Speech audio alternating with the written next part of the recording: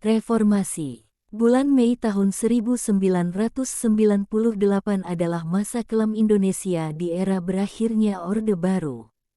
Setelah krisis moneter yang terjadi di akhir tahun 1997, ekonomi Indonesia langsung tumbang. Harga barang melambung, dan banyak perusahaan gulung tikar. Hutang swasta membengkak, dan ketidakpuasan sebagian masyarakat menguat. Demo demi demo terus bermunculan di banyak daerah. Setelah berkuasa selama 32 tahun, rezim Orde Baru tumbang selepas Presiden Soeharto menyatakan berhenti sebagai presiden.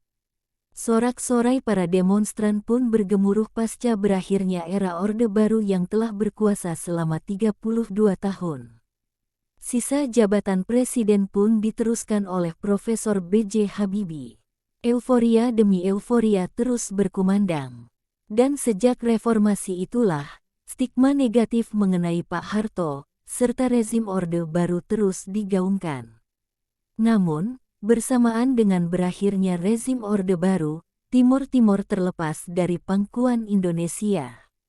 Saya menyayangkan hal ini. Namun, saya tetap menghargai pengorbanan Profesor B.J. Habibie yang mengorbankan kredibilitas dan nama baiknya. Beliau juga pernah berjasa besar pada Indonesia dengan menciptakan pesawat N250, walau akhirnya pesawat ini justru tak jelas kabarnya hingga sekarang. Setidaknya, kita pernah berhasil membuat pesawat terbang sendiri. Era pemerintahan Gus Dur dan Megawati. Untuk pemerintahan B.J. Habibie, Gus Dur, dan Megawati sengaja saya tulis ringkas, karena ketiga presiden itu menjabat kurang dari satu periode. Itulah sebabnya, perjalanan pemerintahan ketiganya saya jadikan satu judul. Pemerintahan Gus Dur. Setelah akhir pemerintahan Profesor B.J. Habibie, pemilu pertama di era reformasi digelar. Saat itu, jumlah partai peserta pemilu mencapai lebih dari 40 partai. Dan, dari pemilu tersebut, akhirnya dimenangkan oleh pasangan Abdurrahman Wahid atau Gus Dur sebagai presiden, dan Megawati Soekarnoputri sebagai wakil presiden mulai tahun 1999 sampai tahun 2004. Di era ini, para tokoh politik yang sempat menggulingkan rezim Orde Baru mulai saling pecah dan bersaing. Sebuah kejadian mengerikan di era ini adalah adanya isu dukun santet yang memakan korban ratusan orang. Korban difitnah sebagai dukun santet dan dibunuh beramai-ramai. Kejadian kelam ini berlanjut dengan adanya isu ninja. Kejadian kelam ini berakhir di sekitaran tahun 2000. Namun persaingan politik makin kental di antara mantan aktivis yang kini menjadi politisi.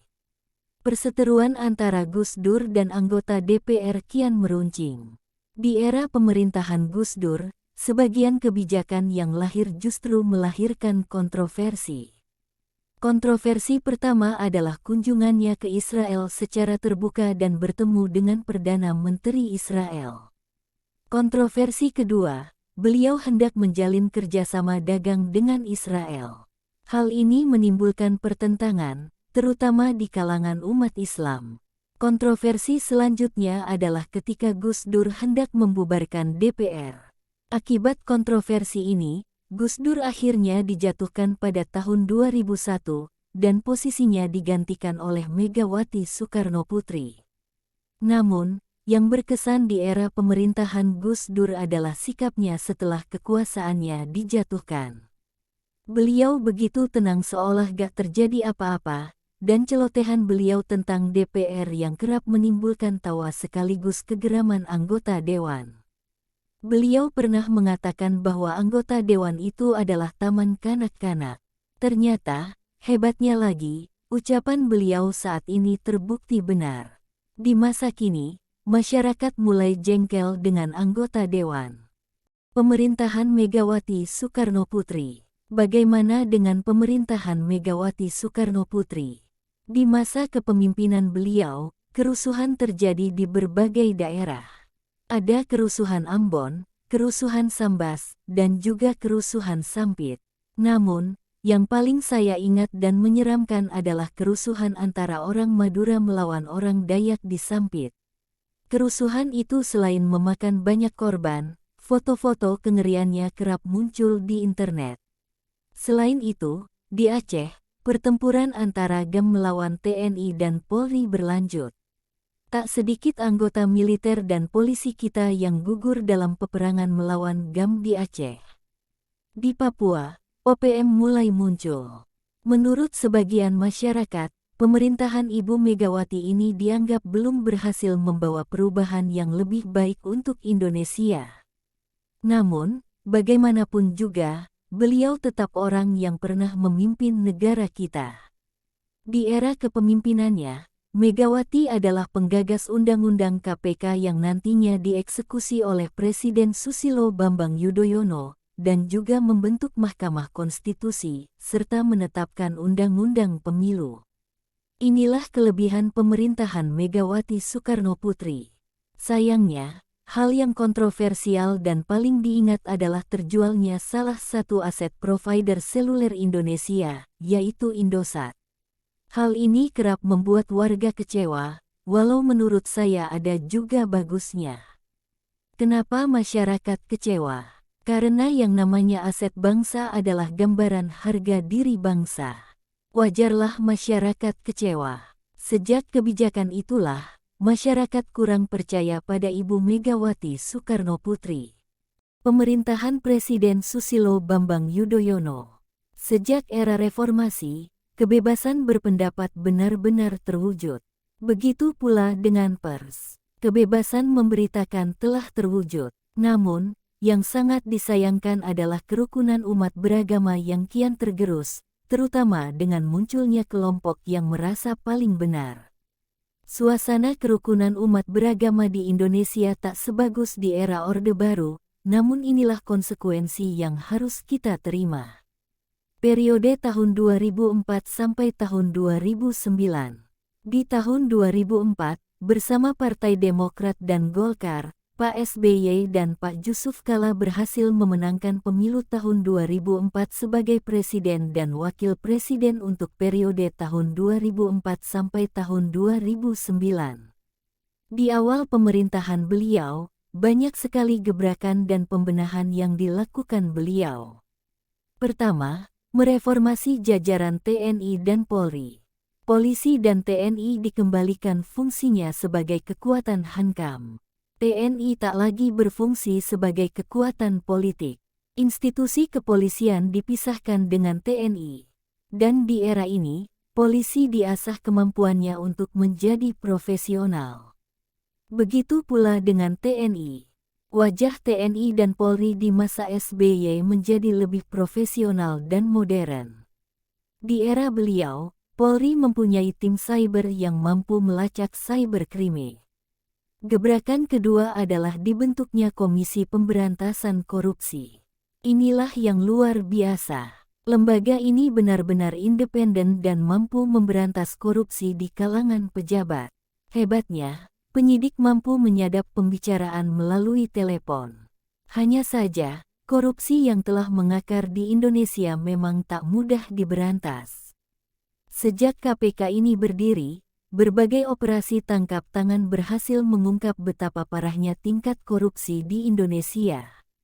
Berbagai kasus korupsi berhasil terungkap, bahkan korupsi yang melibatkan besan presiden pun terungkap. Bagaimana sikap Pak SBY? Beliau tenang, dan ternyata membela KPK.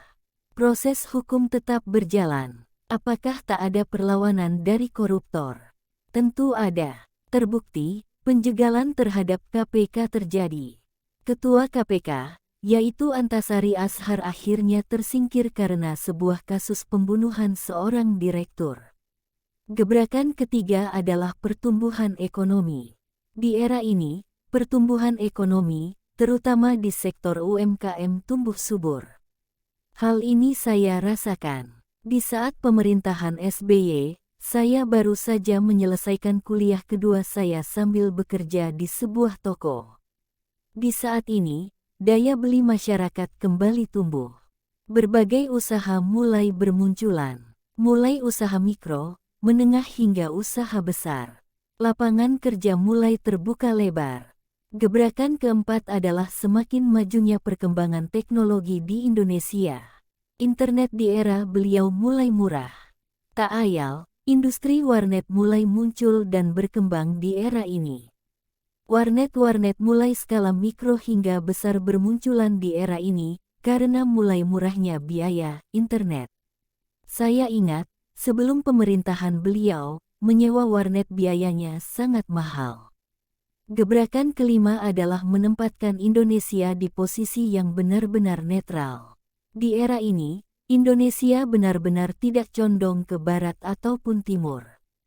Bagi SBY, Rusia adalah kawan, Amerika adalah teman.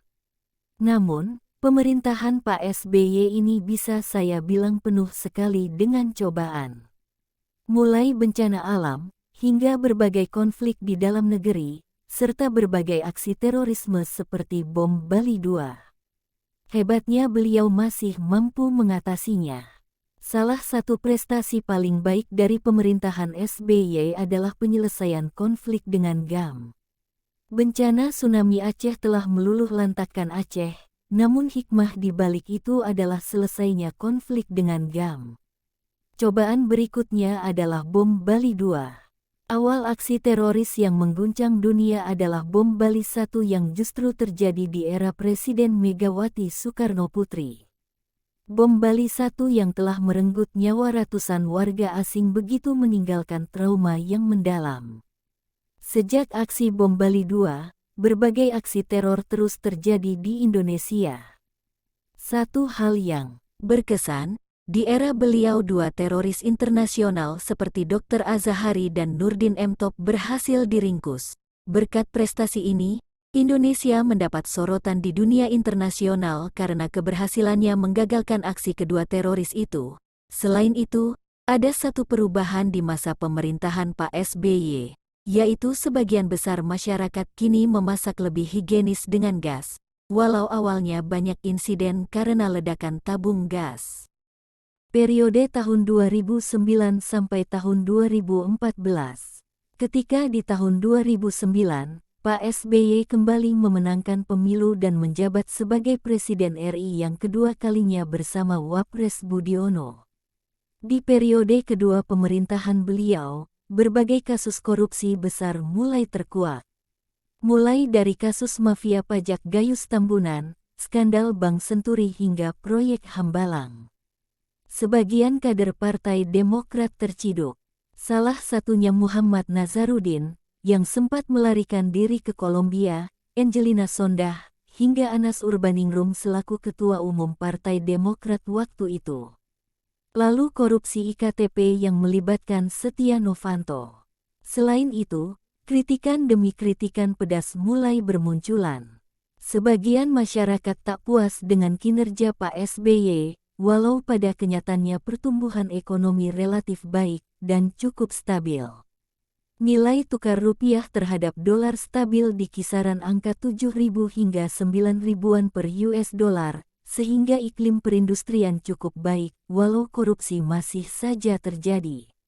Di era ini, banyak sekali pembangunan jalan yang tak terekspos oleh media. Bahkan, menurut data pusat statistik yang dimuat di CNBC, Presiden SBY sukses membangun jalan hingga sekitar 100.000 kilometer, dan tercatat sebagai presiden yang membangun jalan terpanjang di Indonesia. Hal ini ada di postingan YouTube Refli Harun. Tindakan terorisme tetap berlanjut di era ini, namun Densus selalu berhasil mematahkannya. Di penghujung pemerintahan Pak SBY yang kedua ini, catatan merah proyek Hambalang yang mengkrak justru menjerat Andi Malarangeng, seorang politisi Demokrat yang terjerat kasus korupsi. Kasus Hambalang inilah yang kerap diangkat oleh sebagian masyarakat yang tak puas dengan pemerintahan SBY. Dan, keberhasilan rezim ini yang tak dipungkiri adalah, rezim ini sukses melaksanakan pemilu yang aman, jujur dan adil. Demikianlah gambaran saya mengenai era reformasi, terutama di era pemerintahan Pak SBY. Pemerintahan beliau menurut saya adalah pemerintahan terbaik di era reformasi. Mengapa saya menilai demikian? Karena di era ini, Presiden SBY mampu menjalankan program yang belum sempat dieksekusi oleh pendahulunya dengan baik. Selain itu, perencanaan pembangunan di era beliau benar-benar rapi dan presisi, sehingga kemajuan itu dinikmati oleh masyarakat. Berbeda dengan Gus Dur dan Megawati yang kemajuannya hanya dimengerti oleh orang-orang tertentu. Sebenarnya, mereka semua adalah putra terbaik bangsa dan punya jasa masing-masing, baik itu Profesor B.J. Habibie, Megawati ataupun Gus Dur. Seperti biasa, tak ada rezim yang sempurna. Semua rezim itu ada kelebihan dan kekurangannya. Semoga konten ini bermanfaat. Terima kasih.